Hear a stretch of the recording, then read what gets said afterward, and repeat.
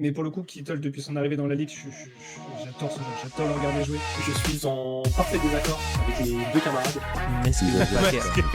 Maston Packer. Excellent. S'il continue Magique. alors qu'il est taillé comme un tuteur en géranium en plus. Salut à tous, salut l'équipe, salut tout le monde et bienvenue dans un nouvel épisode Rewind du Front Office. C'est la première pour moi, effectivement, vous n'avez pas l'habitude de m'entendre à l'animation, mais il va falloir remplacer au pied levé notre ami Alex qui a été placé sur Injury Reserved et qui va manquer 4 épisodes minimum. Non, je plaisante, il a pris un petit coup de froid, mais en même temps, ces gens sont tellement grands, il y a une prise au vent trop grande sur ces bêtes-là. Donc, remets-toi bien, Alex. Je sais que tu nous entends. Il est là en backup. Et je suis aujourd'hui avec PA. Salut PA. Salut Doug, bonjour à toutes et à tous. On essaie de remplacer les maîtres à l'anime, donc on va être deux animateurs et deux intervenants. Oui, voilà, on va se partager un petit peu le boulot parce que c'est pas quand même notre grande force. Nous, on est plutôt là en mode consulting, etc. Voilà. Là, on amène notre expertise aujourd'hui. Il va falloir animer un petit peu la chose. Mais ça va le faire, ça va le faire. On va, comme chaque semaine, revenir sur cette 5e semaine de NFL. Encore une très belle semaine. Encore, je sais pas de ton côté, qu'est-ce que tu en as pensé de manière générale, mais j'ai pris plutôt du plaisir à regarder ces matchs de mon côté. Ouais, beaucoup de plaisir, comme on l'a évoqué sur des émissions précédentes, une NFL toujours très homogène. On pourra en reparler peut-être, mais voilà, il n'y a plus d'équipe à 0 victoire, donc ça c'est plutôt bien. Et puis on a encore deux mastodontes toujours devant, toujours invaincus. C'est ça, on va peut-être en parler, Je vous fais du coup le programme de la journée. Comme d'habitude, on va parler d'abord, on va donner tous les deux notre employé de la semaine.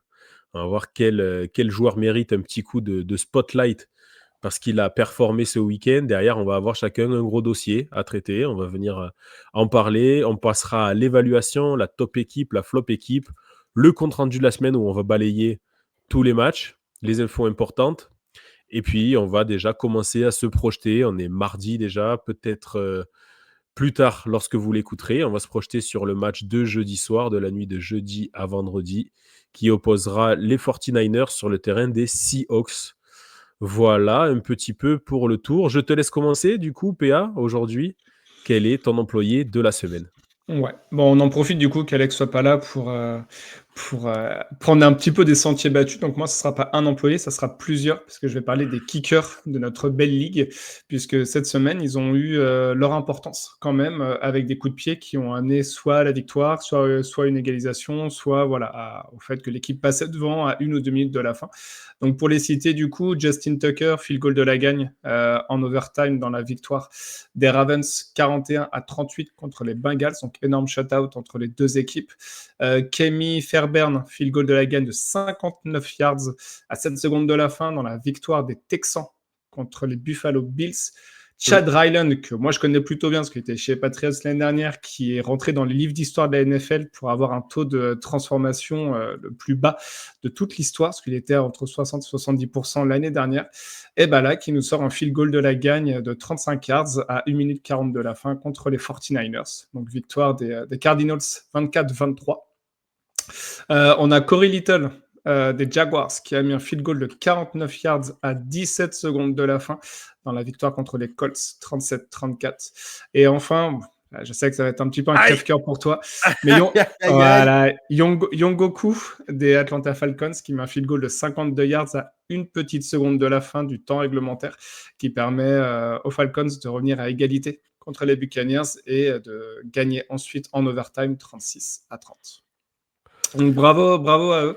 Voilà, on dit souvent que les équipes spéciales peuvent avoir leur importance. Pour le coup, sur cette semaine, ça a eu énormément d'importance pour beaucoup d'équipes. C'est vrai, c'est vrai. On va continuer d'en parler ensuite des équipes spéciales parce que de mon côté, le gros dossier en parlera. Mais effectivement, on a eu pas mal de matchs à suspense comme ça et c'est vrai que ça nous tient en haleine tous les dimanches, que ça soit dans le Red Zone ou que ça soit sur les matchs, le TNF effectivement qui nous tient en haleine avec ce coup de pied de coup là, à la dernière seconde. D'ailleurs, j'en profite pour faire un petit coup de gueule à y être pareil, j'en profite. Cette règle des prolongations est infâme. C'est indigne d'une ligue comme la NFL de garder cette règle. Sur ce match-là, on a quand même eu un festival offensif. Je ne sais pas si on a prévu d'en parler ou pas, mais sur les deux premiers drives, on a un touchdown de chaque équipe et ne pas avoir la possibilité de pouvoir répondre à l'adversaire en prolongation lorsqu'il marche un touchdown, c'est de la merde. Voilà, clairement, c'est de la merde. Faut arrêter ça. Faut harmoniser avec au college football. Ça se passe pas comme ça. Les playoffs maintenant, ça se passe pas comme ça non plus. Donc il faut harmoniser tout ça et arrêter ce délire parce que là, clairement, moi perso, ça m'a gâché vraiment le plaisir sur ce match-là. J'étais fou. Voilà, j'ai pas cassé ma télé, mais c'était pas loin. Moi, j'aime bien cette règle parce que ça fait un peu la règle du but en or comme au soccer et tu peux avoir un match de fou et arriver en prolongation et puis sur une action, on passe de 80 yards ou en tout cas une action qui fait 80 yards et le match est terminé. Donc ouais, ça fait un peu arrêt brusque, mais j'aime bien ce côté un petit peu voilà, tu perds ou tu Ouais, mais gagnes. tout Tu se vois, joue à pile ou face. ouais, après, il faut quand même le mettre, le touchdown. Ça, c'est une première chose. Et la deuxième chose, c'est que si la première équipe met un touchdown, du coup, la deuxième, tu sais pertinemment qu'ils vont jouer toutes les quatrièmes tentatives. Est-ce que c'est pas non plus, tu vois, je sais pas, il y a deux lectures là-dessus. Je trouve pas ça juste non plus pour la première équipe, parce que l'autre, tu sais pertinemment que si elle doit rattraper ou remonter un touchdown, elle prendra tous les risques et jouera tous les quatrièmes tentatives, ce qu'elle ne ferait pas potentiellement dans le temps réglementaire. Donc écoute, elle est ce qu'elle est, elle a ses qualités, ses défauts. Moi, je la trouve marrante pour le coup. Ouais, bah écoute, on verra si ça se passe pour ton équipe, si tu trouves ça toujours aussi marrant. Bah, ça arrivait Dis-moi. contre les Seahawks, hein, mais bon, c'était un peu différent. Mais oui, oui, non, je sais pas, enfin, elle me dérange pas. C'est vrai que je comprends quand tu es l'équipe perdante. Je comprends par exemple les Bills en playoff quand il y avait eu ce match-là contre les Ouais. Chiefs, par exemple. Tu as un sentiment d'inachevé. Mais non, je sais pas, la règle elle est celle-ci et c'est voilà, ça au premier qui marque quoi, donc non, je trouve ça marrant. Eh bien, écoute, on sera d'accord de pas l'être. J'enchaîne du coup, moi, mon employé de la semaine. J'ai décidé de mettre l'accent sur Xavier McKinney, le safety des Green Bay Packers, qui vient quand même faire une 5e interception en 5 matchs, qui a complètement, on va le dire, transformé cette secondary du côté de Green Bay, qui manquait cruellement de skill player comme ça, malgré des Jair Alexander, mais on avait sur toute la saison passée seulement 7 interceptions pour toute l'équipe. Et là, on en a déjà 5 pour le seul Xavier McKinney sur les 5 premiers matchs. Voilà, je trouve que c'est typiquement ce qui manquait à l'équipe de Green Bay, de pouvoir renverser la vapeur comme ça sur une interception. Et je dois dire qu'il donne beaucoup de souffle. Pardon. Ah, Jordan Love. Vas-y, enchaîne, je suis en train de mourir. Ouais, bah, la défense des Packers, elle est impressionnante, hein, sur le début de saison. Ils se sont pris, une petite tôle, en tout cas beaucoup de points la semaine dernière. Mais effectivement, les ajouts défensifs à la free agency, ils fonctionnent très, très bien et notamment, McKinney puisque ouais, l'année dernière, comme tu disais, des grosses difficultés pour amener des turnovers, que ce soit sur des fumbles, des interceptions et là, cette année, ils en ont au moins une par match, si ce n'est plus. Donc, bah, forcément, ça aide une équipe, quand ta défense arrive à faire des turnovers, à récupérer le ballon, que ce soit proche de ta end zone ou au plus profond dans le terrain, ça aide forcément l'attaque, puisque derrière, tu as moins de distance à parcourir pour mettre des points, que ce soit des 3 points ou des 6 points. Donc ça explique aussi la bonne forme offensive, si on peut dire, des Packers, de compter sur une défense où tu sais que même si voilà, pendant 2-3 drives, tu fais un petit peu rien, tu n'arrives pas trop à avancer, tu peux compter sur ton escouade défensive et derrière, au 4e drive, réussir à mettre des points. Exactement, parce que là, on a parlé des interceptions, mais McKinney, sur ce match-là, il recouvre un fumble aussi. On voit quand même Edgerrin Cooper aussi, le rookie linebacker qui réalise un sac sur ce match-là, assez impressionnant. Et je le trouve très complémentaire avec Quay Walker, donc je les trouve très bien tous les deux. Il manquait Jair Alexander sur ce match-là, mais les autres cornerbacks ont fait le taf. Donc, non, cette année, la défense de Green Bay a, elle, élevé son niveau, clairement, et Xavier McKinney en est le fer de lance, pour moi. Et en même temps, ça permet d'avoir les Green Bay Packers qui arrivent à se sauver, même plus que se sauver dans cette division, malgré la blessure de Love sur le premier match et malgré le fait que là, il n'est pas flamboyant comme on a pu le voir en fin de saison dernière. Il revient aussi de blessure et puis il va falloir confirmer. Mais voilà, non, ça fait plaisir de voir cette équipe de Green Bay réaliser des gros plays comme ça. C'est ce qui leur manquait en défense. On enchaîne, du coup, notre gros dossier. On va rentrer en salle de réunion pour parler de notre gros dossier. Et je vois de ton côté que le gros dossier également est sur une décision arbitrale. Ouais, on change un petit peu cette semaine, donc c'est pas des blessures, c'est pas un match, c'est pas tout ce que vous voulez. C'est une décision arbitrale. Alors, je vais commencer, je vais avoir 2 points là-dessus. Le premier, c'est pas la décision de l'arbitre que je remets en cause, mais la règle. L'application en elle-même, elle est bonne. L'appel de jeu a été bon. Et je parle du touchdown annulé de Jalen Polk sur la fin du match entre les Patriots et les Dolphins. Donc, pour recontextualiser, du coup, les Patriots remontent le terrain, ils sont menés 15-10 par les Dolphins. Il reste quelque chose comme 2 minutes sur le drive. Et à 1 minute de la fin, du coup, il y a une passe de Brissett pour Polk dans la end zone. Polk met un de ses pieds dans la end zone et 5 orteils de son autre pied dans la end zone, mais ce n'est pas comptabilisé comme un touchdown, puisque la règle précise qu'il faut les 2 pieds, donc les 2 voûtes plantaires ou les 2 pieds entiers ou les 2 talons, vous appelez ça comme vous voulez, pour pouvoir valider un touchdown dans une NFL en 2024 où on accorde des catchs qui ne sont pas dans la end zone avec juste 2 orteils, dans une NFL où on accorde des touchdowns où on met un genou, une main dans la end zone. Bah, écoute, j'ai un petit peu plus de mal avec cette règle, donc c'est pas tant que ça tombe sur les Patriots, parce que j'ai regardé, c'est pas la première fois que ça arrive. Il y avait une fois avec, par exemple, T. Higgins il y a 2 ans contre les Jets, où pareil, il fait un catch absolument incroyable en end zone et c'est refusé parce que cette règle veut qu'il faille mettre les talons. Je trouve ça naze parce que autant effectivement, sur les dernières règles, on peut trouver que l'attaque a toujours été avantagée. Faudrait peut-être réguler un petit peu ça, remettre un petit peu plus l'accent sur la défense, mais quand l'attaque arrive justement à faire des jeux plutôt highlight comme ça, très télégéniques, bah, qu'on puisse accepter ce genre de catch, quoi. Enfin, j'avoue que j'ai une incompréhension là-dessus. Comme je l'ai dit, on n'a qu'à voir rien que sur le match entre les Cowboys et les Steelers. Donc il y a eu les 2 actions qui ont été en ce sens. CeeDee Lamb qui fait un toe tap dans le terrain, donc c'est accepté juste avant qu'il sorte en ligne de touche. Et le touchdown c'est Doodle de Dwele, où en fait il se couche complètement dans la end zone, donc il n'y a aucun pied qui touche la end zone, mais le touchdown est validé parce qu'il y a l'épaule, le coude, tout ce que tu veux. Donc un peu dommage que cette règle-là existe. Je sais qu'en 2022, justement, sur celle de Higgins, ça avait fait un petit peu parler. Je vois que ça n'a pas changé. Peut-être que celle-là fera changer un petit peu la règle, parce que pour le coup, allez voir sur Internet, voilà, il n'y a pas de raison. Le talon ne touche même pas l'extérieur, en fait. C'est ça qui est un petit peu dommage. C'est que vraiment, Paul fait l'effort de mettre son pied entier dans la end zone et les orteils de son autre pied. Le talon ne touche pas l'extérieur. Donc, un peu dommage. Mais ça sera l'occasion pour moi de te renvoyer la balle par rapport à tout à l'heure où tu trouvais ça sympa que mon équipe ait perdu.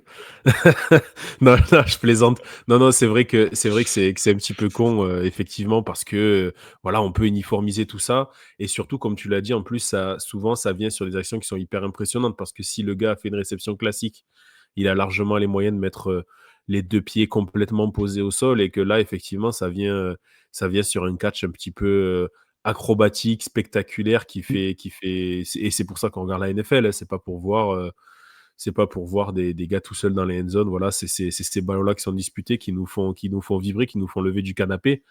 Et effectivement, quand c'est refusé pour cette petite, je suis même pas sûr, moi aussi, parce que voilà, comme tu dis, ça a été il y a 2 ans sur le match des Bengals, donc les joueurs doivent être au courant, mais dans le feu de l'action, il a sûrement même pas dû y penser parce que voilà, on pense à venir mettre 2 pieds, comme tu as dit, quand on les voit sur le bord de la touche avec telles des danseuses étoiles, les deux pieds plantés.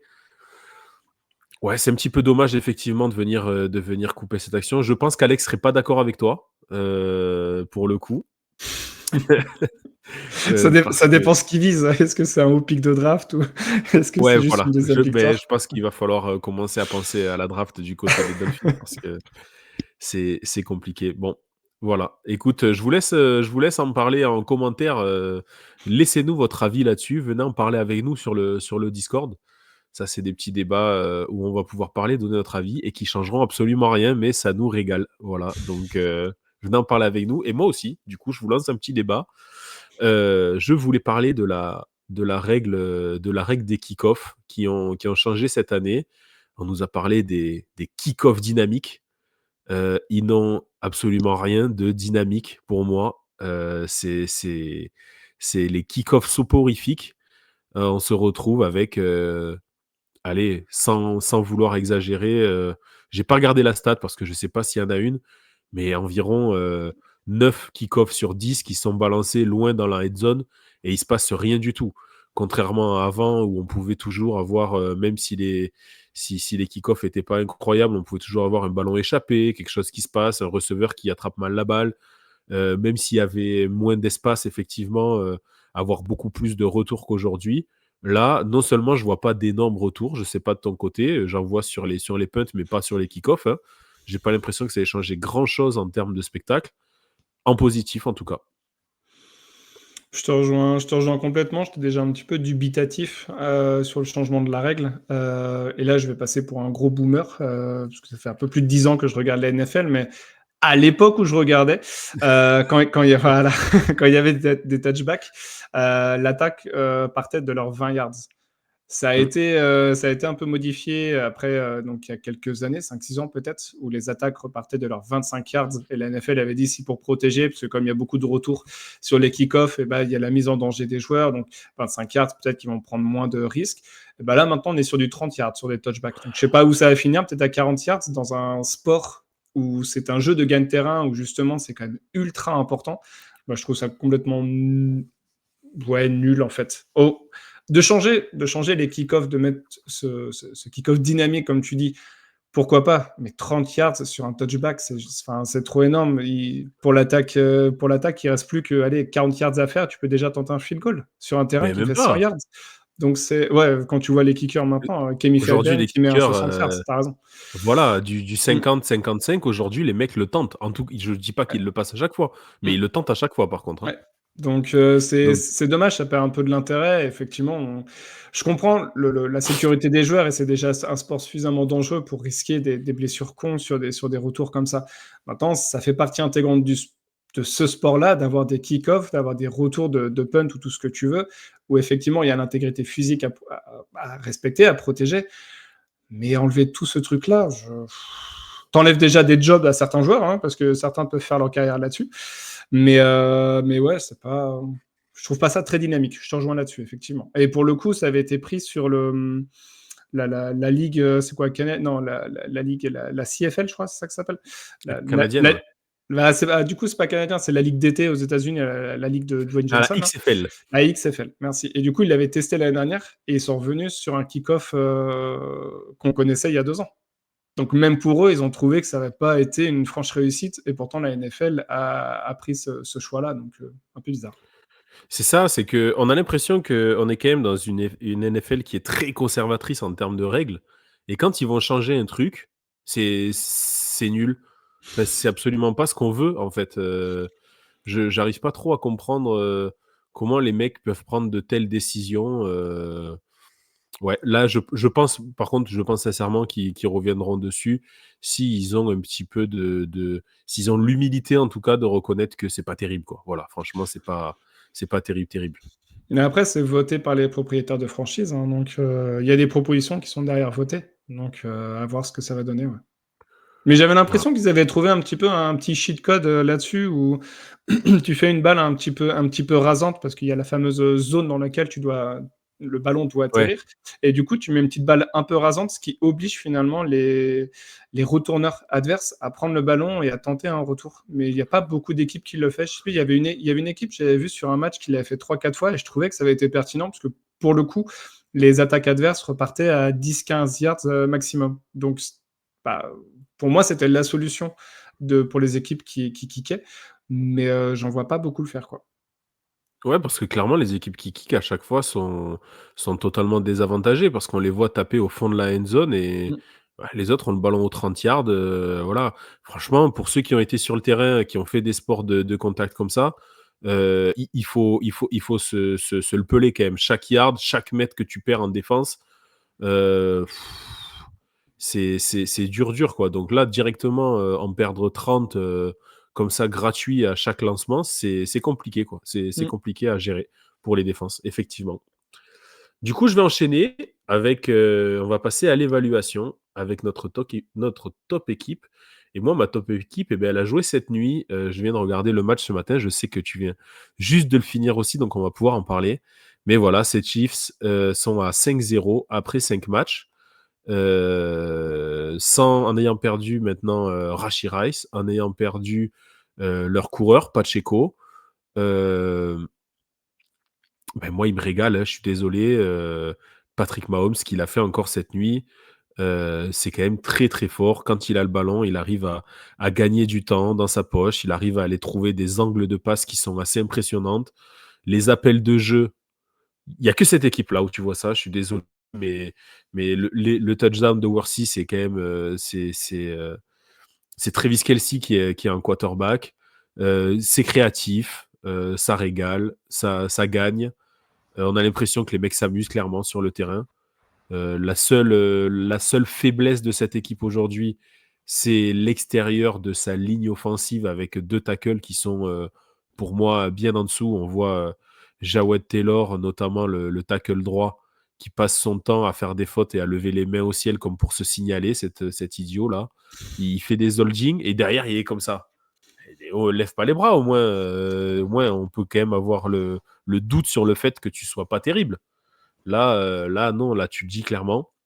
Mais par contre, voilà, cette équipe est en 5-0 après 5 matchs.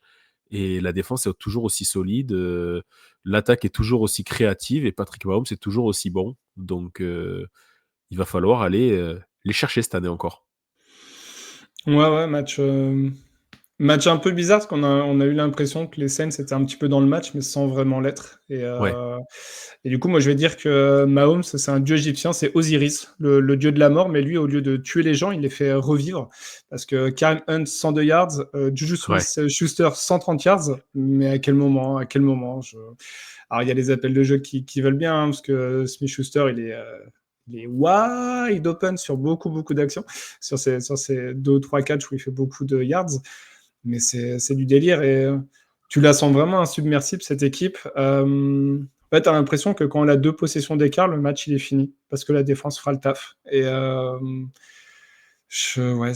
je vois pas comment une équipe NFL peut les battre actuellement, en fait. C'est juste hallucinant.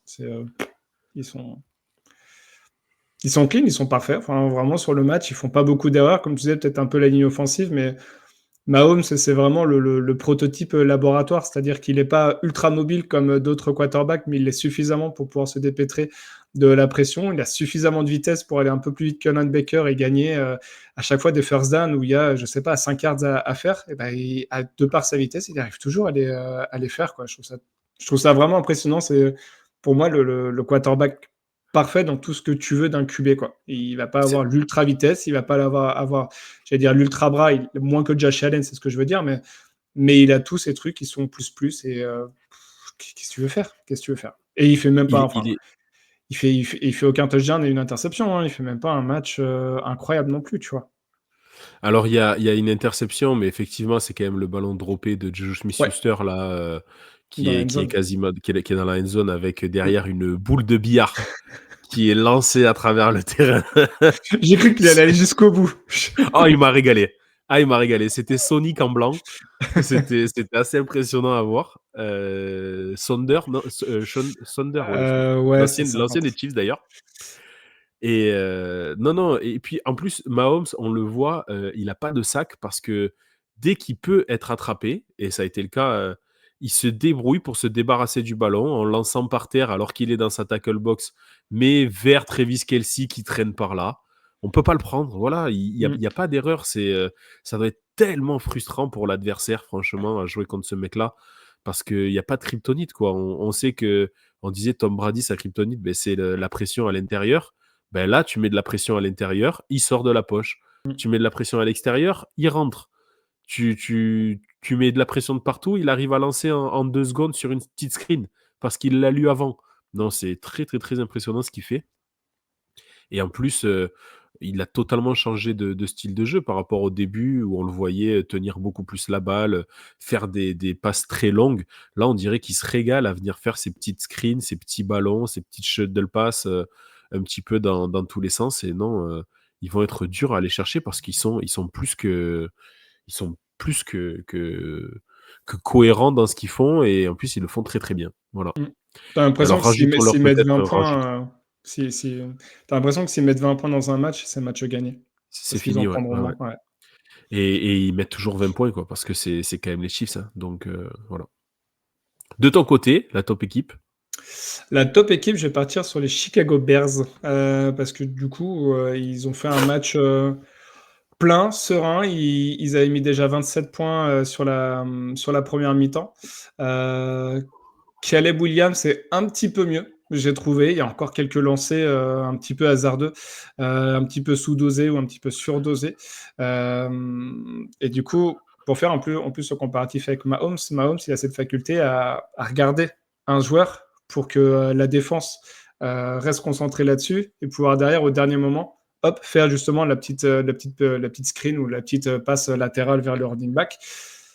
Williams, il n'a pas encore ça. Williams, je trouve par moment qu'il appuie un petit peu trop sa lecture sur un joueur et qui est sa lecture préférentielle ou le joueur sur lequel il va lancer, ce qui aide aussi les défenses adverses à anticiper, je dirais, le lancer. Donc, un petit peu attention là-dessus. Il est toujours qu'à 70% de complétion sur ce match-là, mais si on reste sur les stats, ils ont quand même explosé leurs stats de la saison, puisque avant ce match, ils étaient que je reprenne au jeu de course, ils étaient à moins de 90 yards, et là ils ont fait plus de 120 si j'ai bonne mémoire, et à la passe ils étaient à moins de 100 yards, et là Williams il a fait plus de 300 yards, c'est la première fois en carrière. Donc il y a du mieux, il y a eu quelques longues passes, et il y a une connexion avec DJ Moore qui est en train de se faire, qui est vraiment pas inintéressante. Et puis pour rester du coup sur les Bears, ils ont une défense qui est quand même extrêmement solide. Ouais. Ils ont quasiment un joueur élite sur chaque ligne, avec Montez Sweat sur la D-line, Tremaine Edmunds, qui n'est pas élite, mais qui est un très très bon joueur de la NFL sur le poste de linebacker, et Jalen Johnson en DB, qui pour le coup lui est élite complètement. On l'a pas vu du match, ce qui veut bien dire que il est élite, parce que ça veut dire qu'il n'est pas visé, tout simplement. Donc il y a quelque chose qui est en train de se faire, à voir sur le prochain match ce que ça peut donner. Mais écoute, pas inintéressant. Le prochain match, c'est à Londres contre les Jacks de mémoire. Donc à voir ce que ça va donner. Mais écoute, ouais, c'est plutôt intéressant ce qu'ils ont montré. À mettre à chaque fois en perspective, c'était contre des Panthers qui sont également décimés, hein, parce qu'ils ont perdu, on a appris cette semaine, Shaq Thompson, leur linebacker star.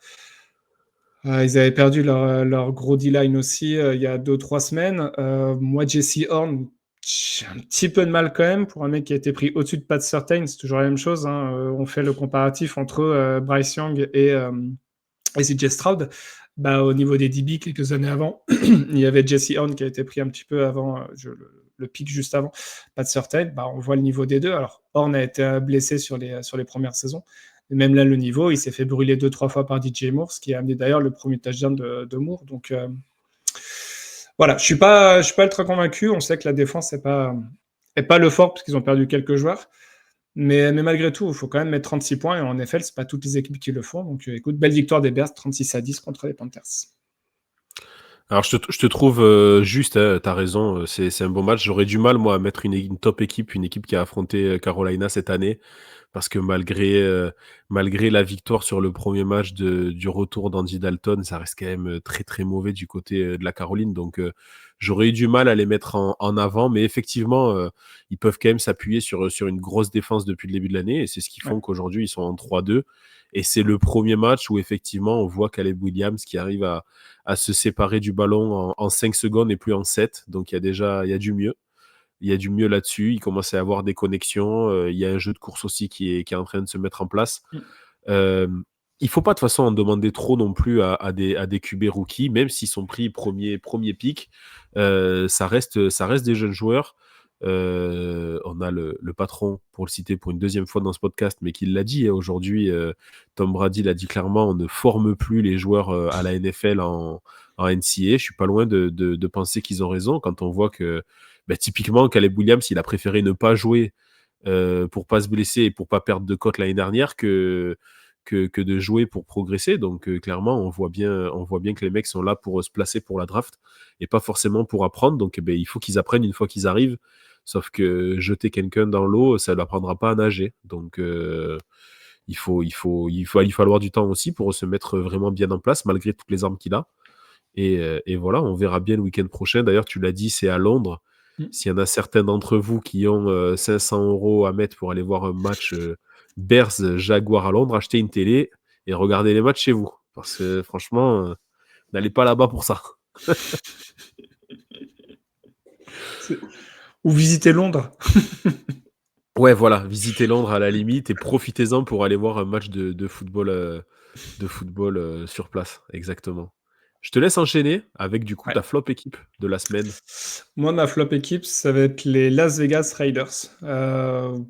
C'était un match ennuyant, tout ce qu'on veut. C'est dommage, ils avaient bien commencé. Ils menaient 10-3. Ils étaient en red zone avec une possibilité de 3 points, voire de 7 points. Et puis, interception de Minshew, retourné pour un touchdown par justement Pat Surtain, on en parlait il y a 2 minutes. Et on a eu l'impression que tout a été cassé à ce moment-là. Je sais pas, j'ai l'impression qu'il n'y a pas de cohésion dans cette équipe. J'ai l'impression qu'elle n'est pas hyper bien coachée parce que justement, quand tu sens que ton équipe elle commence un peu à perdre pied après ce pick six là, bah, c'est à toi de les remobiliser, de les remettre dans le droit chemin. Et ils ont essayé et ça n'a pas fonctionné. Du coup, les Broncos gagnent assez largement avec un beau match de Bonix. Ouais. Il y a beaucoup de choses qui se passent. Il y a l'imbroglio avec Davante Adams qui a demandé son trade. On ne sait pas trop où il veut partir. À un moment donné, c'est les Ravens avec ce qu'il a posté sur Instagram. À un moment donné, c'est les Jets. Enfin, voilà. Je ne sais pas trop où il va partir, mais il semblerait qu'il y ait un trade qui va se faire. Je me suis noté le QB carousel, c'est gentil, mais oui, Minshew, il fait 2 interceptions qui sont assez vilaines. Il faut le reconnaître. Mais tu te changes par O'Connell. Enfin, à un moment donné, sois sûr de ce que tu mets sur le terrain. Hein. C'est Pierce qui avait dit non, Minshew est notre QB1. Et bah, tu finis le match avec Minshew QB1. Arrête de changer ça. On est rendu qu'à la semaine 5, ça fait 2 fois qu'il le fait. 2 matchs sur 5 qu'il le fait. Bah non, en fait, tu assumes. Et si la semaine prochaine, tu dis, OK, c'est bon, on arrête l'expérience Minshew et on met O'Connell et on reste avec O'Connell jusqu'à la fin de la saison, et ben on change, quoi. Mais tu fais pas ça en cours de match. Enfin, le message que tu envoies à ton escouade offensive, elle est désastreuse. La ligne offensive, elle s'est fait marcher dessus par les Broncos, qui est une très bonne surprise cette année, je trouve, parce qu'ils avaient aussi marché sur Rodgers la semaine d'avant et sur plusieurs d'autres équipes les semaines d'avant. Donc, c'est-à-dire que la ligne défensive fonctionne très bien. Von Joseph fait un boulot monstrueux. Mais ouais, la situation aux Raiders, c'est vraiment flippante.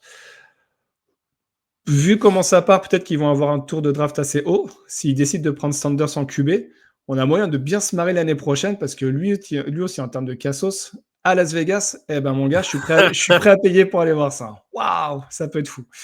Mais voilà, blague à part, je ne sais pas s'il sera pris là-bas. Ça part clairement sur un QB à la prochaine draft. Donc, à voir où ils seront. Mais c'est dommage parce qu'il y a quand même des bons joueurs en défense, des bons joueurs aussi en attaque. Mais il n'y a rien qui clique et ça fait plusieurs années. Et c'est dommage pour eux. Alors, on sait très bien que tu rigoles pas parce que tu y es allé voir un match de pré-saison et tu ne rêves que d'une chose, c'est de retourner voir un match à la Legend Stadium, hein, avec ton épouse, on le sait très bien. Donc, nous mens pas là-dessus.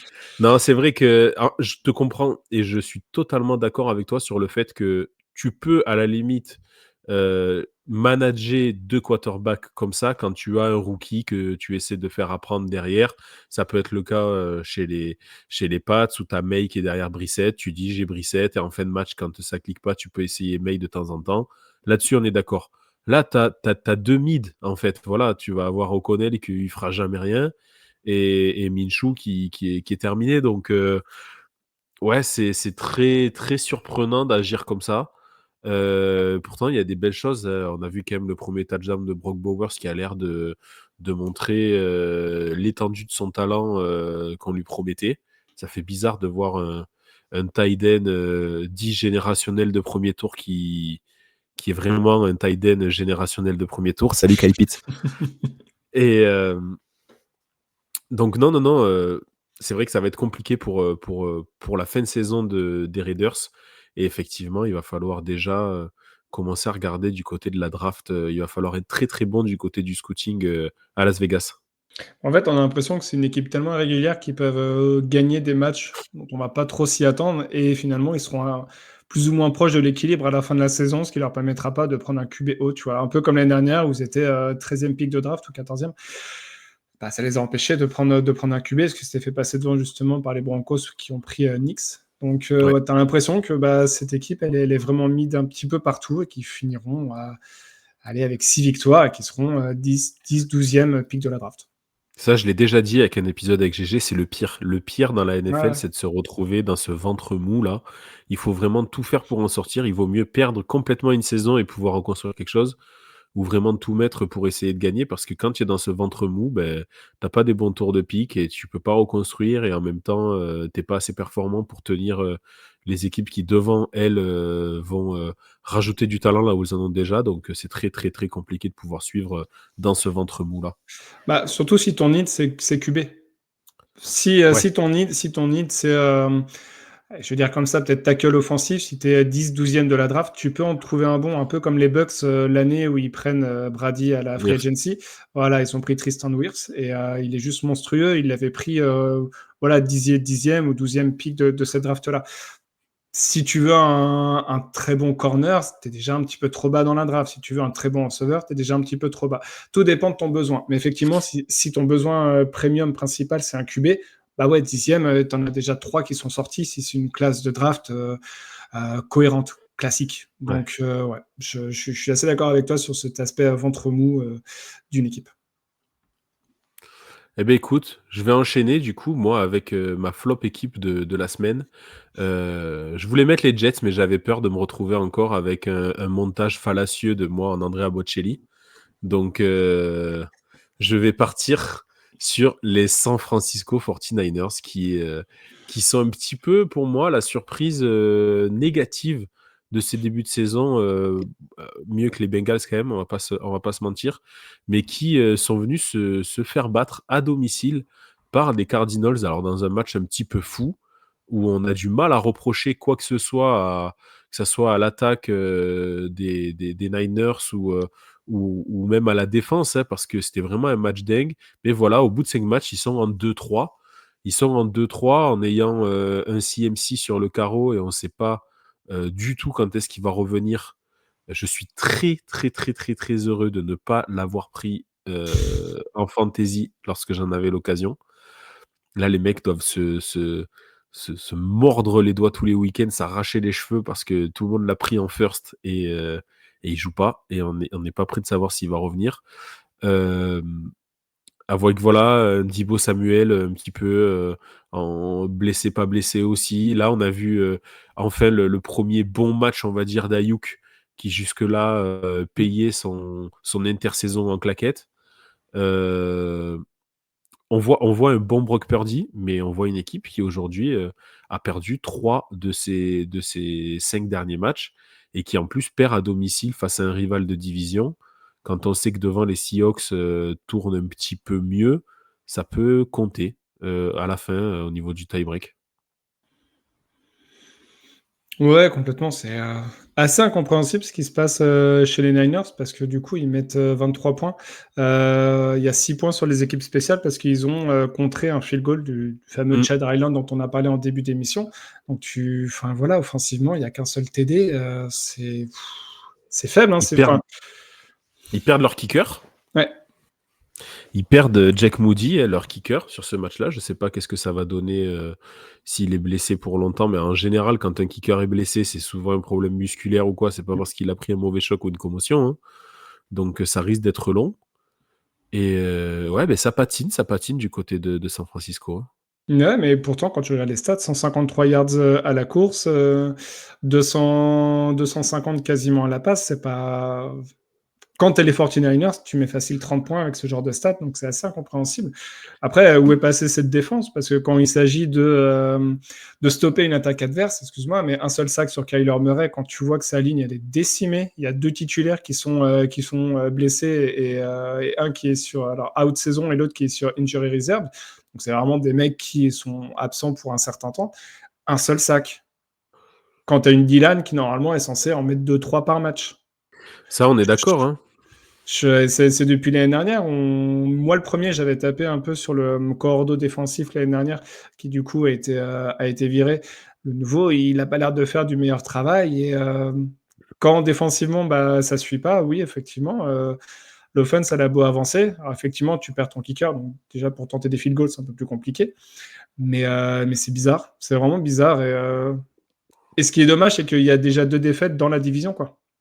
Ouais, il y a déjà 2 défaites dans la division et tu as l'impression effectivement qu'en défense, quand tu n'as pas un gros match d'un gros playmaker comme ça a été la semaine dernière avec Fred Warner qui fait un match de dingue, quand tu as pas un Nick Bosa qui vient faire 3 ou 4 sacs parce qu'il met la pression terrible sur le quarterback adverse, eh ben, c'est très, très moyen et très moyen, en défense aujourd'hui. Dans cette NFL-là, on a l'impression que c'est pas possible de s'en sortir, quoi. Mm. C'est pas possible de s'en sortir. Donc on verra bien ce que vont faire les Niners, comment ils vont réussir à redresser la barre. Déjà en ayant en attaque un Ayuk qui a vraiment montré des belles choses, en ayant toujours le meilleur tight end de l'histoire avec George Kittle, peut-être qu'ils vont réussir à redresser complètement. Non, mais voilà, il faut espérer que du côté de San Francisco, on arrive à trouver les solutions en défense pour que quand tu mets 23 points, tu dois gagner ce match. Voilà, clairement, si tu as besoin de plus de 25 points pour gagner un match, c'est compliqué, quoi. C'est compliqué. En ayant des blessés en attaque aussi, c'est compliqué. Et ben voilà, écoute, on en a terminé pour les évaluations de cette semaine. On va passer du coup au compte-rendu de la semaine. On va un petit peu balayer tous ces matchs, un petit peu à l'image du 2-minute warning du précédent preview qui a terminé en 22-minute warning. On va balayer ces matchs-là. On va commencer, du coup, on en a déjà parlé rapidement, mais par la victoire des Falcons chez eux face aux Buccaneers, 36-30 dans la nuit de jeudi à vendredi, avec un match incroyable. Ça, on va pas se mentir, ça a été quand même une explosion offensive. C'était un régal à voir. Ouais, c'était chouette.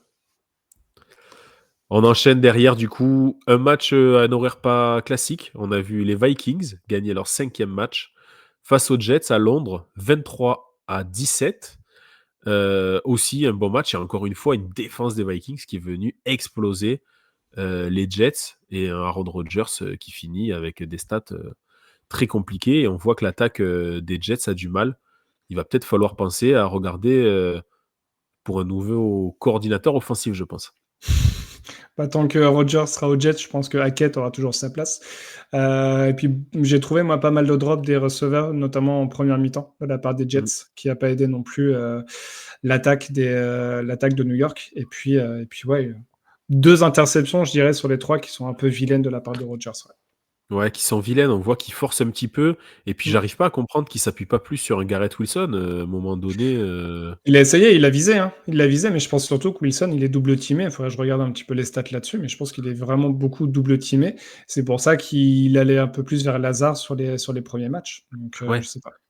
Mais côté Vikings, je n'ai pas été plus rassuré par Darnold. Je n'ai pas trouvé fabuleux. Je trouvais que ses lancers, parfois, étaient quand même... Ouais.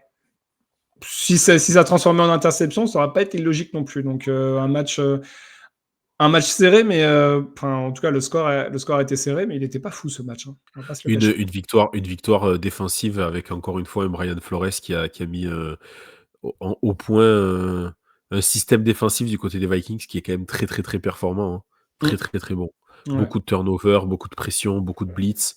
Non, c'est assez impressionnant. Et les Vikings, du coup, qui se retrouvent en 5-0, qui l'eût cru au début de la saison. Derrière, la victoire des Bears sur leur terrain, 36-10 face aux Panthers, on en a parlé, c'était ta top équipe. Ouais. Victoire en overtime des Ravens sur le terrain des Bengals de Cincinnati. Là encore, une fin de match, un très beau match parce que ça se termine à 41-38 et une fin de match assez incroyable où, on pensait que Cincinnati avait fait le boulot, mais non. Voilà, ils ont pas terminé le travail. Ouais, c'est pareil, hein, où est passée la défense des Bengals, hein. Quand on attaque en met 38, parce que bon, on a beau taper sur Burrow, il fait encore son match, hein, 400 yards. C'est dommage son Oui. interception. Je pense qu'elle met un peu dans le mal les Bengals sur la fin du match. Mais ouais, en fait, moi, je promettais l'enfer à la défense des Bengals contre Derrick Henry. Ils ont réussi à bien le tenir jusqu'à son énorme course en prolongation. Mais pour le coup, C'est ça. il l'avait très bien tenu. Donc, beau match, hein, c'est un match de division. On sait que c'est toujours un petit peu tendu.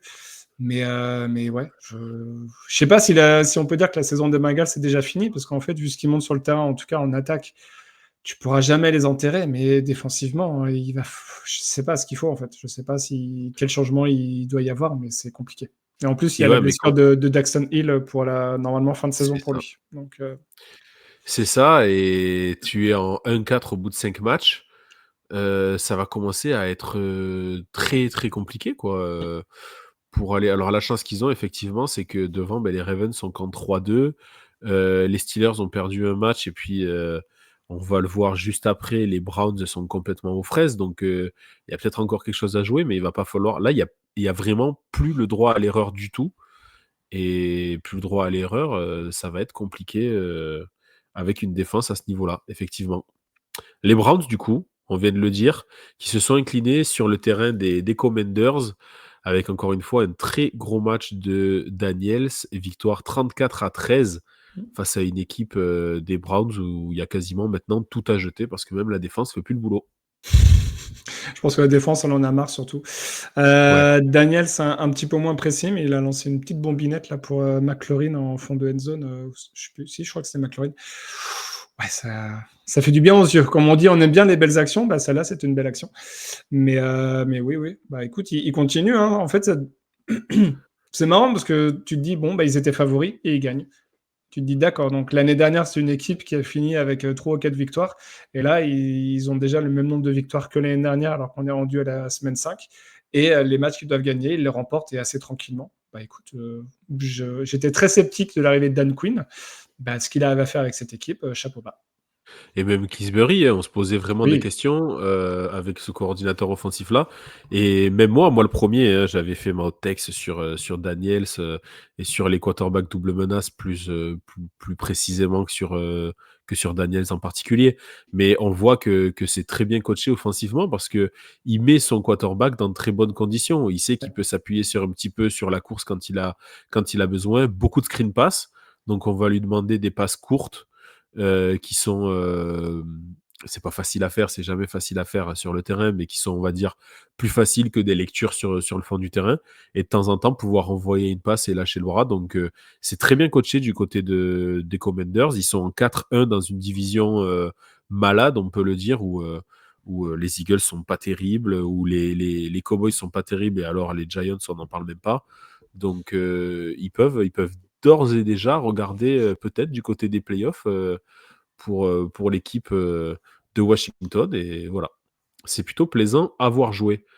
Les Patriots qui se sont inclinés sur leur terrain face aux Dolphins 10-15, on en a rapidement parlé dans ton gros dossier, mm. mais si tu as quelque chose à rajouter sur ce match-là, je Ne, t'en ne, ne vous embêtez pas à regarder le condensé 5 minutes, hein. Vraiment, ça n'en vaut pas la peine. J'ai fait mon devoir pour la patrie, je l'ai regardé, mais c'était horrible à voir, hein, vraiment. 44, tu veux dire, le 45 minutes. Même le 5, ça sert à rien. Même le 5, ok. Je Bah regardais écoute, juste l'action de Polk pour comprendre de ce dont on a parlé, mais c'est tout, hein. Vraiment, c'était ignoble, infâme, c'était.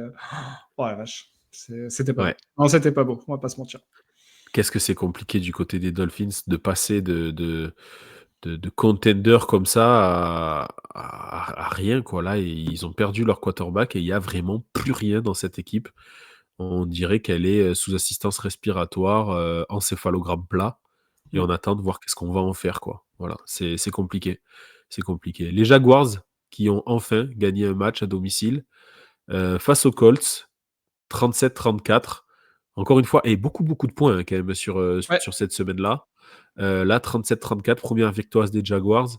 On a vu Trevor Lawrence qui a soufflé le chaud et le froid. Je sais qu'on a eu gros débat sur lui lors de notre live, que je vous invite à aller revoir, le top 11 QB.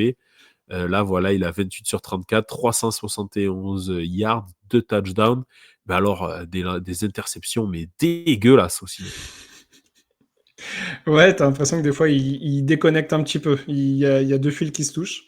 Moins que pour d'autres QB, mais quand même. Et puis, c'est bien la connexion avec Brian Thomas, elle est quand même Ouais. ultra intéressante. C'est un super choix de draft pour le moment. Le TD qu'il met, il est génial et ça fait penser à un des mêmes qu'on avait préparé avec Usain Bolt et puis les humains derrière Usain Bolt. Et là, Oui. c'est un petit peu la même chose avec Brian Thomas et tous les corners qui le suivent. Donc, non, super pick de draft. Il se met très bien dans l'attaque des Jaguars. Et puis, écoute, si ça commence à cliquer, tant mieux pour eux. Hein. Mais bon, défensivement, c'est toujours un petit peu compliqué. Hein. 3 TD pour les Colts. Bon, c'est toujours la même chose. Ça reste un match de division. Mais le quatrième quart-temps, 24-17, on n'en aura pas tous les week-ends. Ouais, c'est vrai que quasiment tous les points ont été mis sur ce quatrième quart-temps, et on a aussi la résurrection de Bigsby Ouais. qui nous fait un match à plus de 100 yards, de touchdown. On s'y attendait pas, donc Va falloir qu'on pose voilà, le du coup, dossier Travis Etienne. Hein. va falloir poser le dossier. Mais je crois qu'il y a pas mal de dossiers à poser du côté de. On va les laisser un petit peu respirer. Ils sont en train de se prendre quelques ouragans un peu chers du côté de la Floride. S'il y en a qui sont sur place, on vous soutient, les gars, mais qui nous écoutent, je crois pas. Au Bénin, on est beaucoup écoutés, mais je suis Ouais. pas sûr au niveau de la Floride pour le moment. Donc voilà, on continue. Les Texans qui se sont imposés sur leur terrain face aux Bills, 23-20. Là encore, match serré qui se joue sur la dernière possession. Mm. Et les Texans qui sont en 4-1, qui étaient plutôt favoris, on va dire, face aux Bills, même si c'était pas évident comme match à pronostiquer, et qui font le taf, qui gagnent. Ouais, favori parce qu'ils étaient à domicile, mais Ouais. c'est bizarre. Pareil, ils sont sur courant alternatif. Hein. Ils font une belle première mi-temps, et puis la deuxième, ils mettent que 3 points ou 6 points, du coup, avec le 6 field points, goal ouais, de la 6 gagne. points. Ouais. Avec le field goal de la gagne. Donc, pareil, ils ont complètement éteint. Ils ont éteint la lumière pour la rallumer à 10 secondes de la fin. Et puis, les Bills, c'était un petit peu l'effet inverse. Hein. La première mi-temps de Josh Allen, elle est horrible, vraiment. Ses Mm. lancers sont imprécis au possible. Je crois qu'il a 60 yards sur la fin de la première mi-temps ou quasiment à 1 ou 2 minutes de la fin. Impression qu'il était un petit peu touché, même avant sa probable commotion, vu comment sa tête tape le terrain. C'était assez violent à voir. Ouais. Mais on a l'impression que même en début du match, il n'était pas à 100%. Enfin, sur sa gestuelle, sur ses lancers, c'était un petit peu étrange. J'ai eu le sentiment sur un autre QB, j'ai oublié qui c'était, peut-être sur les autres matchs, ça va me rappeler, mais je sais pas, un petit peu bizarre, et puis des choix de jeu un petit peu bizarres de la part des Bills. Pourquoi balancer constamment des fades alors que ça passe pas, surtout sur McCollins. Bon, voilà, c'est là où tu sens que peut-être le manque de talent pur d'un receveur alpha, si on peut l'appeler comme ça, et ça se fait un petit peu sentir, parce que Coleman, il met son gros touchdown, mais c'est sur une screen pareil. Hein, donc voilà, bof. C'est vrai que là où sur les autres semaines, on voyait un Josh Allen un petit peu libéré de ne pas avoir à tout le temps viser un Stephon Diggs, Mm. là, on l'a vu plutôt un petit peu perdu, de pas trop savoir sur qui s'appuyer quand on a une grosse défense comme ça qu'il a mis en difficulté. Et là, il n'avait pas son go-to guy, on va dire, sur lequel s'appuyer. Et c'était un petit peu plus compliqué pour lui, en effet. Mais on parlait de la défense des Bengals qui étaient aux abonnés absents.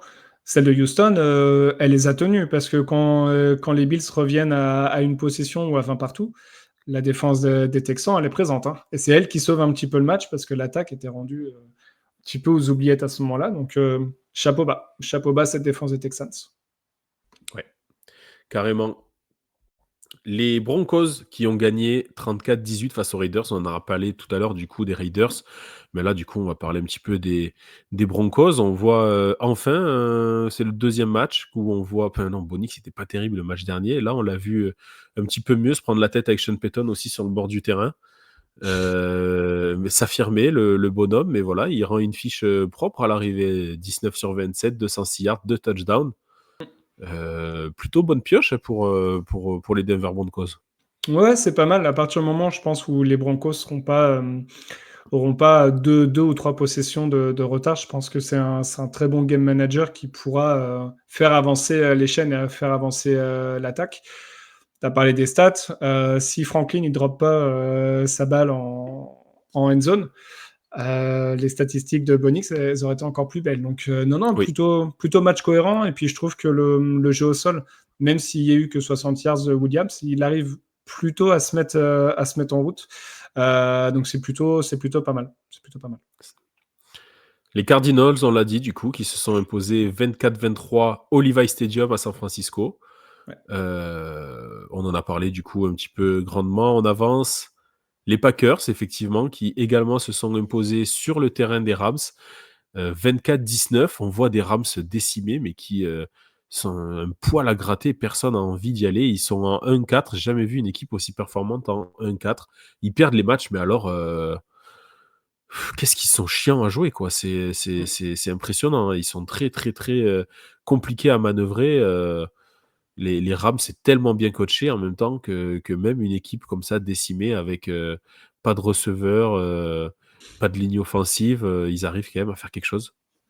Ouais, bah, c'est ultra bien coaché. Et puis, les Packers qui avancent, hein, on a l'impression que c'est toujours un petit peu compliqué. Bah, ils sont encore en positif. Et puis, ils arrivent à mettre toujours leur vingtaine de points minimum par match. Donc, écoute, C'est on est rendu en semaine 5, on se pose même pas la question des Packers. Est-ce que oui, non, ça va bien se faire cette année? Et ça match plutôt bien. Donc, bah, tant mieux pour eux, hein.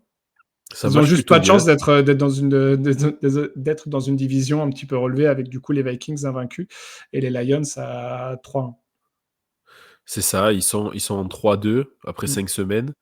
Il va falloir, c'est peut-être une des parce qu'on voit quand même une NFC, assez homogène cette année, il va y avoir pas mal de surprises, je pense, sur les wildcards.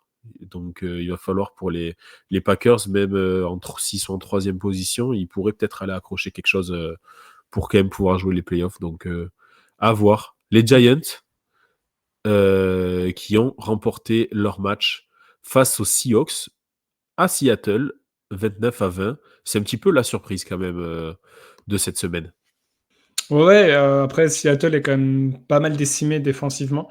Ouais, On pourra en parler pour le TNF. Mais écoute, ouais, gros match des Giants. Pareil, il me semble qu'il y a eu un field goal contré qui a amené un touchdown, donc c'est à la toute oui, fin. À toute fin du match.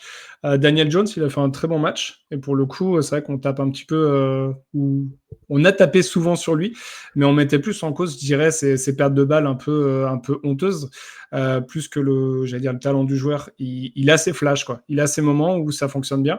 Et écoute, même l'attaque sans Malik Nabers, elle a bien avancé. Donc, top, bien pour eux. c'est ça. Puis c'est à part le premier quart où ils ne marquent pas de points. Sinon, derrière, ils font 10, 10, 9. C'est assez homogène. Ils arrivent à tenir le rythme. Donc non, non, belle victoire des New-Yorkais sur le terrain de Seattle. Et pour les Et Seahawks, ensuite, heureusement qu'ils ont Geno Smith, hein, parce que lui, il leur sauve quand même vraiment la maison. Et s'il n'y a pas ce field goal contré, bah, si le field goal passe entre les poteaux, alors avec des si, on peut refaire le oui, monde, comme on dit. Mais ouais, heureusement qu'ils ont Geno Smith en QB actuellement du côté de Seattle. c'est ça. Il fait quand même 284 yards, 28 sur 40, un touchdown. C'est vrai qu'il fait son match parce que Mm. derrière, on n'a pas forcément de grosses performances de la course, on n'a pas forcément un receveur qui sort du lot, mais Geno Smith, beau maître d'orchestre au milieu. Les Cowboys qui se sont imposés sur le terrain des Steelers 20-17 au bout de l'ennui dans la nuit de dimanche à lundi. Pareil, passez votre chemin, allez pas voir ce match, c'était assez compliqué à voir.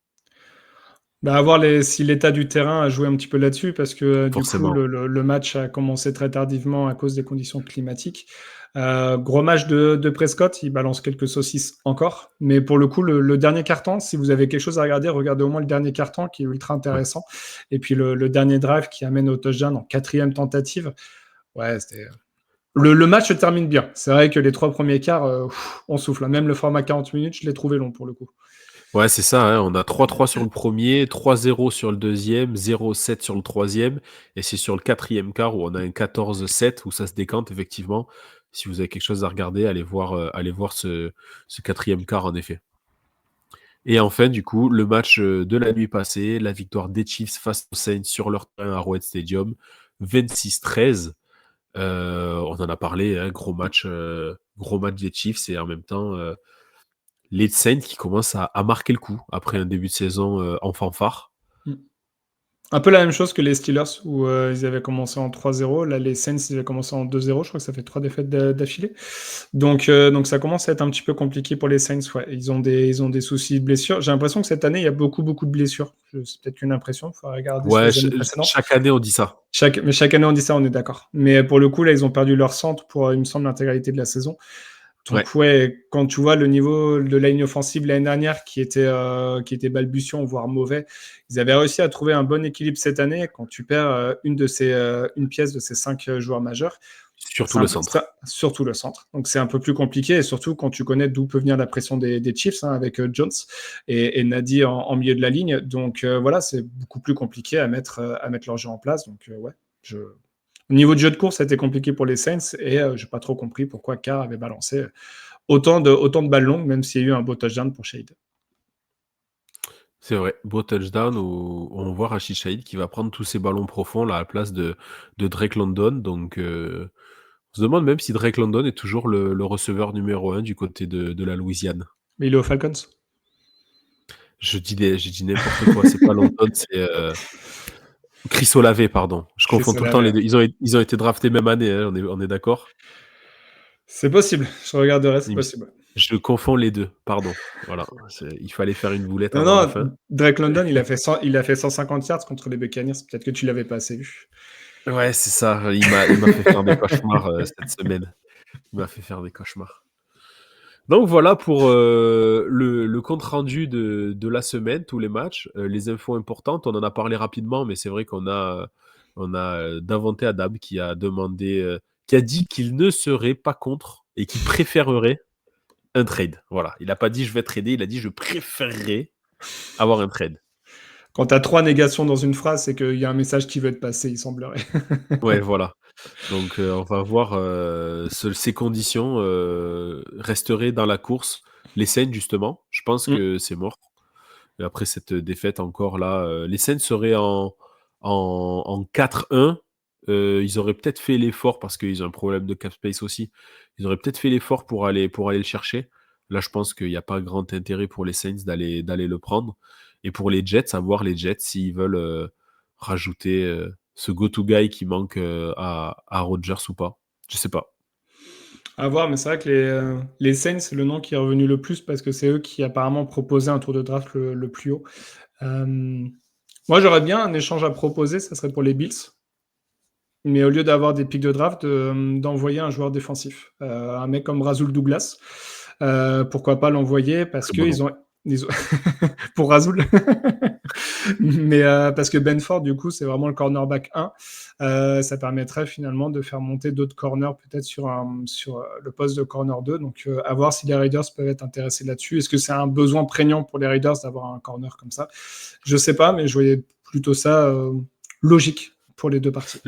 Non, tu vois, on en parlait tout à l'heure, on parlait quand même des Raiders qui vont avoir besoin d'aller chercher un quarterback, sachant qu'ils vont être dans ce ventre mou-là, récupérer de l'asset, récupérer du tour de draft pour pouvoir échanger, pour pouvoir monter. Je pense que ça serait plus pertinent de ce côté-là.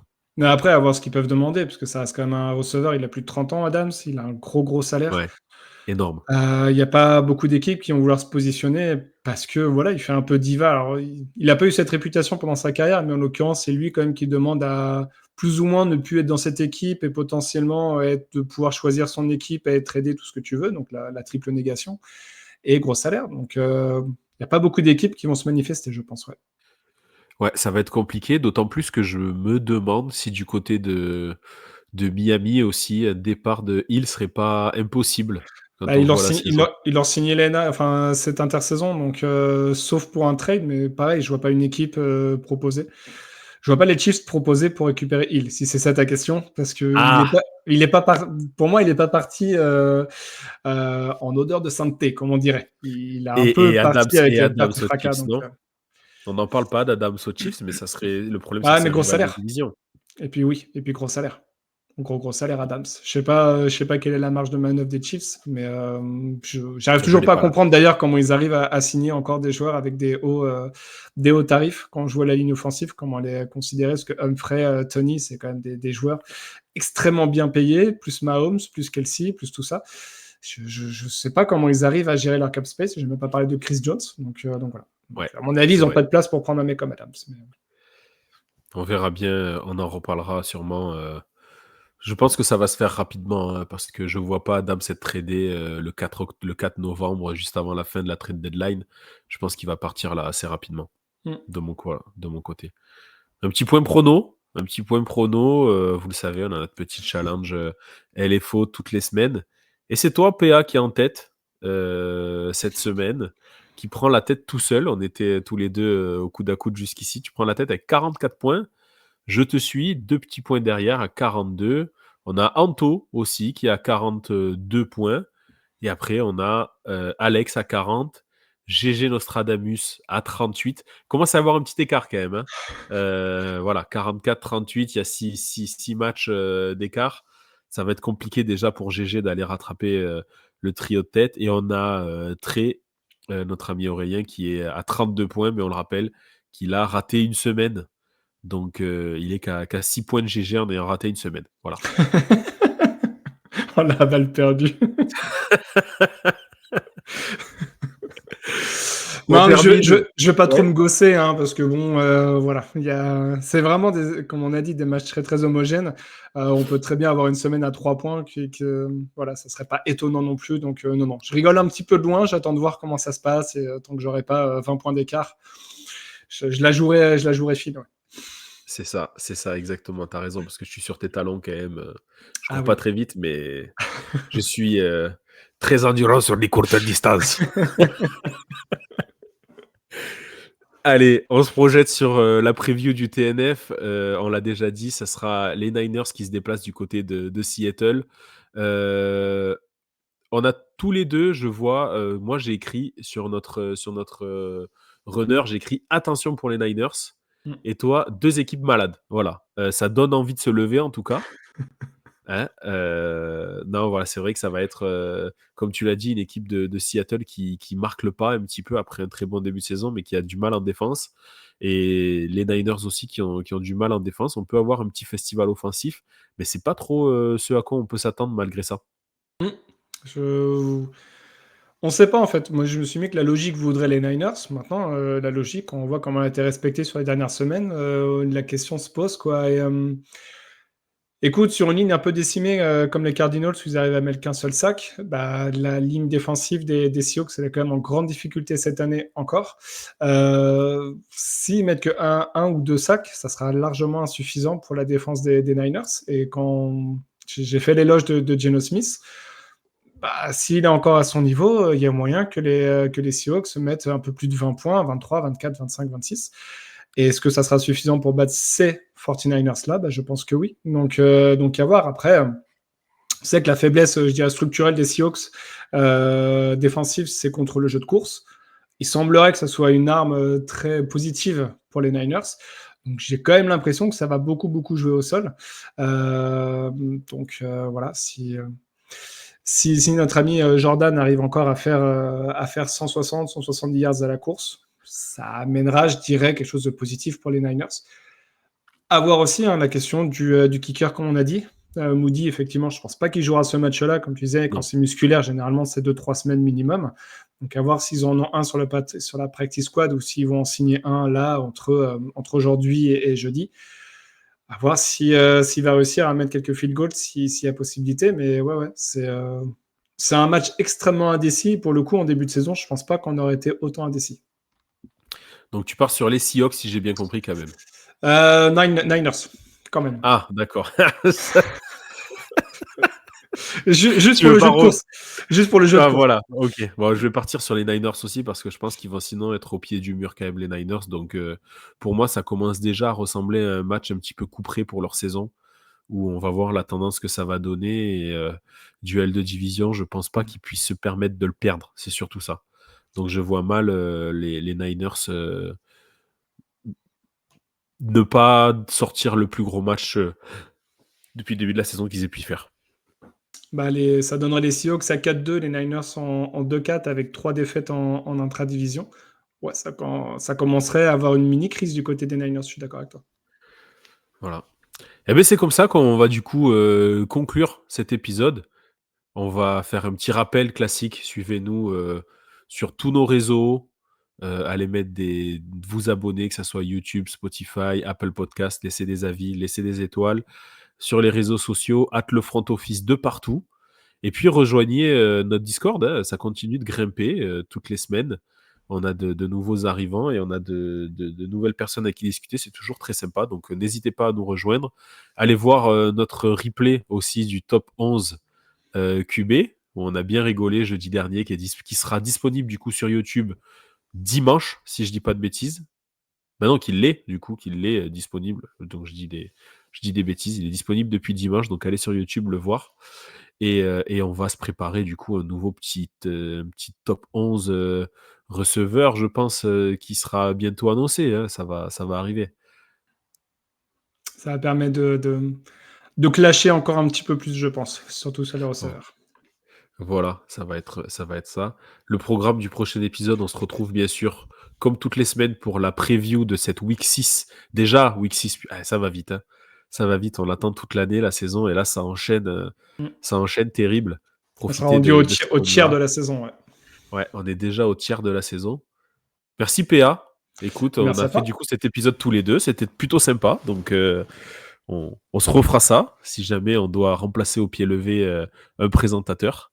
Je te laisserai la main cette fois-ci. Mais merci en tout cas d'avoir été avec moi sur cet épisode.